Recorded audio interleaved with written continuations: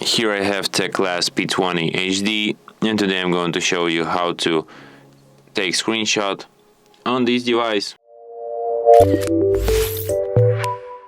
So firstly, to take screenshot you just have to open screen which you want to capture. For example, it could be apps list, and then to take screenshot you just have to press power key and volume down at the same time and hold them like for about a second, and that's how you can take screenshot.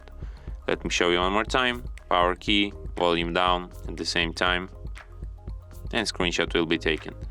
You can also take screenshot by going to the upper bar here. Can I go please? And here you have this button, launch screenshot, and it works. It only works in the vertical direction, unfortunately.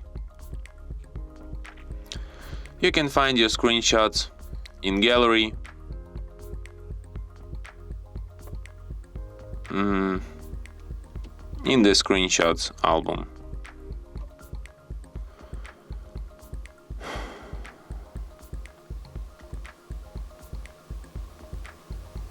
And here they are. And from here you can share, edit or delete your screenshots.